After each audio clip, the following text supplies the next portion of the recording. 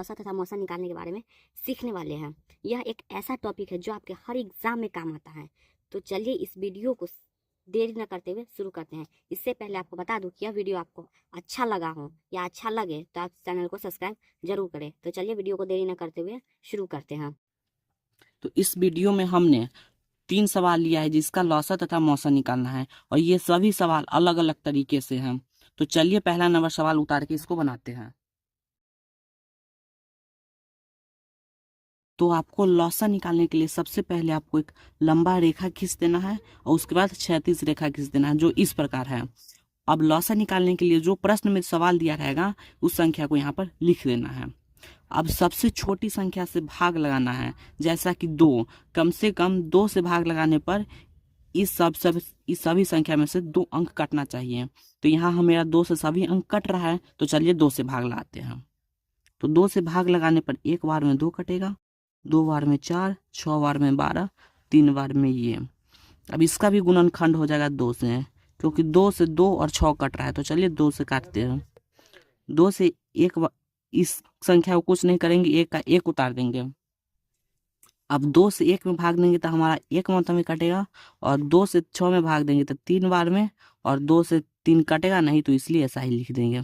और आप अभी भी देख सके हैं 2 से नहीं कटेगा, परंतु अब 3 से इसका गुणनखंड हो जाएगा। तो चलिए 3 से भाग देते हैं।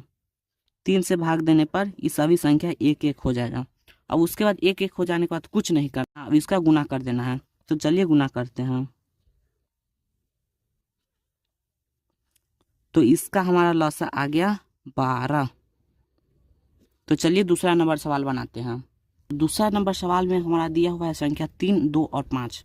तो इसमें आप देख सकते हैं 2 से जब काटेंगे इसमें तो 2 से एक बार में 2 कटेगा, परंतु 3 और 5 नहीं कटेगा। 3 से भाग देने पर 3 कटेगा, लेकिन 2, 5 नहीं कटेगा। 4 से इसमें भाग नहीं लगेगा। 5 से भाग देने पर 5 कटेगा, लेकिन 3, 2 नहीं कटेगा। तो इसका गुणनखंड कुछ भी नहीं होगा। तो इस संख्या का लौसा निकालने के लिए जब गुणनखंड नहीं होगा 2 से कम, तो इस संख्या का लौसा निकालने के लिए इस सभी संख्या में डायरेक्ट गुना कर देंगे। तो चलिए गुना करते हैं। तो हमारा यहाँ लौसा निकल गया 30। इस तरह के सवाल को ऐसा ही लौसा निकाला जाता है। तो चलिए तीसरा नंबर सवाल बनाते हैं। तो हमने तीसरा नंबर सवाल को हमने यहाँ पर उतार के रख लिया है। तो चलिए अब इस तीसरा नंबर सवाल में हम 2 से भाग लगाते हैं। ध्यान रहे 2 से 15 नहीं कटेगा, तो डायरेक्ट 15 का 15 उतर जाएगा। अब यहाँ ध्यान दे सकते हैं कि 2 से अब इसमें भाग नहीं लगेगा, कम से कम 2 संख्या भाग लगना चाहिए। तो 2 से 6 कट जाएगा, लेकिन 3 और 15 नहीं कटेगा। तो अब इसमें 3 से भाग लगाएंगे। तो आप देख सकते हैं हमने 3 से भाग भी लगा दिया है। अब यहाँ पर बचा 2 और 5। तो 2 से एक बार में 2 कटेगा, लेकिन 5 नहीं कटेगा। 5 से कटेगा 5, लेकिन 2 नहीं कटेगा। अब इसमें कोई संख्या नहीं है जो कटेगा, इसलिए इस संख्या का लौसा निकालने के लिए सभी में गुना कर देंगे। तो हमने सभी संख्या में गुना कर दिया है। तो गुना करने पर हमारा आएगा 3 दूना 6, 6 दूना 12, 12 पंचे 60। तो यहाँ पर 60 लौसा आ जाएगा। अब मैं आपको बता दूं कि आपको अगर पता करना होगा कि जो हम लौसा बनाए हैं वो सही है या नहीं है, तो सही है या नहीं है इसका भी चेक करने का एक ट्रिक है। तो चेक करने के लिए आपको सबसे पहले इस संख्या देखना है जो हमारा दिया हुआ है 2, 4, 12 और 6। तो इसमें से आपको देखना है सबसे बड़ी संख्या कौन है। तो यहाँ पर मेरा सबसे बड़ी संख्या 12 है, और हमारा इसमें लौसा कितना आया है, तो मेरा लौसा भी 12 आया है। तो आपको देखना है हमारा जो लौसा 12 आया है इन सभी संख्या से कट रहा है कि नहीं। तो 2 से 12 कट रहा है, 4 भी कट रहा है, 4 से भी 12 कट रहा है, 12 से भी 12 कट रहा है, और 6 से भी 12 कट रहा है। इसलिए हमारा जो 12 लौसा आया है एकदम सही है। अब चलिए दूसरा नंबर देखते हैं। दूसरा नंबर में हमारा आया है 30, और इसमें सबसे बड़ी संख्या 5। तो इसका मतलब 5 से ऊपर हमारा लौसा आएगा या 5 आएगा। तो 30 से हमारा 3 से हमारा 30 कट रहा है, 2 से भी कट रहा है और 5 से भी कट रहा है, इसलिए ये हमारा भी लौसा सही है। तीसरा में लौसा हमारा आया है 60, और सबसे बड़ी संख्या 15। इसका मतलब कि हमारा लौसा 15 आना चाहिए, 15 से ऊपर। तो देखते हैं इसका लौसा आया है 60। तो 60 जो है 12 से भी कट रहा है, 6 से भी कट रहा है, 15 से भी कट रहा है, इसलिए हमारा लौसा 60 आया है। चलिए अब मौसा निकालने के बारे में देखते हैं।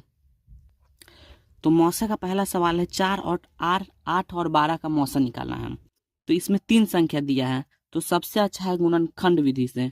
गुणनखंड विधि से लॉसन निकालने के लिए 4 को ऐसे करके और भाग दे देना है, जैसे आप लॉसन में किए थे।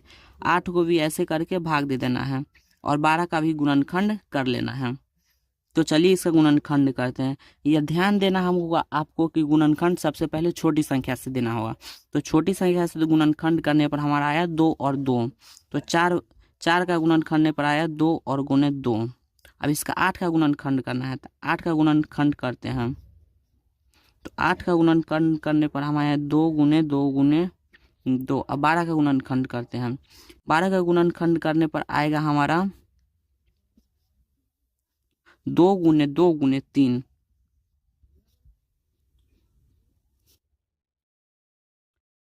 तो इन सभी का गुणनखंड करके आपको सबसे पहले लिख लेना है। अब आपको ध्यान देना होगा ऐसा कौन सी संख्या है जो तीनों में उपस्थित है। तो आप देख सकते हैं 2 तीनों में है और 2 तीनों में है। इसमें 3 है लेकिन इस दोनों में 3 नहीं है। इसमें 2 है लेकिन इस दोनों में 2 नहीं है। तो इन दोनों संख्या को छोड़ देंगे और जो संख्या तीनों में होगा उनका गुना कर देंगे। तो इसमें 2 है और इसमें भी 2 है, तो 2 गुने 2 बराबर 4। तो हमारा मौसा जो निकला यहाँ पर 4 निकल गया, जो कि हमारा आंसर हो गया। अगर आपको पता करना है कि मौसा जो हमारा निकला है वो सही है या नहीं है, इसके लिए भी आपको एक ट्रिक है। तो मौसा निकालने इसको चेक करने के लिए सबसे पहले आपको दी गई हुई संख्या देखना है और संख्या में आपको सबसे पहले देखना है कि जो हमारा मौसा निकला है उस सभी संख्या से जो मौसा निकला है 4, उस 4 से सभी संख्या कट रहा है कि नहीं। तो 4 से 4 कट रहा है, 8 भी कट रहा है और 12 भी कट रहा है, तो हमारा मौसा एकदम सही है। उसी प्रकार हमारा दूसरा सवाल है 4, 16 और 20। तो चलिए इन सभी का गुणनखंड करते हैं।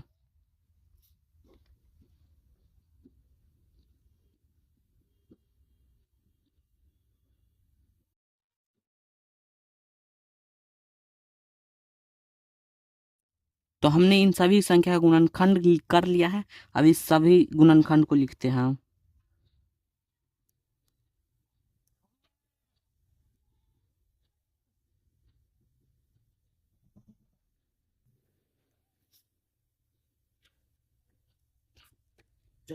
तो हमने इन सभी संख्या का गुणनखंड निकाल लिया है। उसके बाद आपको इसमें देखना है कि वैसा कौन सा संख्या है जो तीनों में उपस्थित है।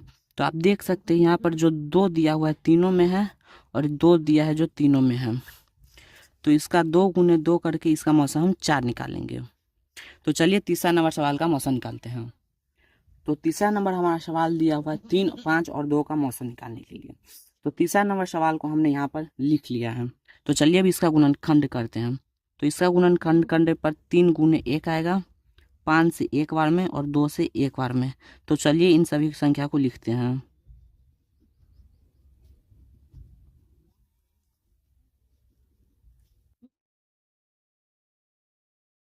तो हम इन सभी संख्या का गुणनखंड कर लिए हैं।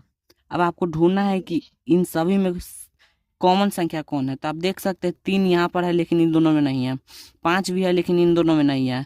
तो ऐसा कोनो संख्या नहीं है जो इन तीनों में उपस्थित हो, केवल एक है जो इन तीनों संख्या में उपस्थित है।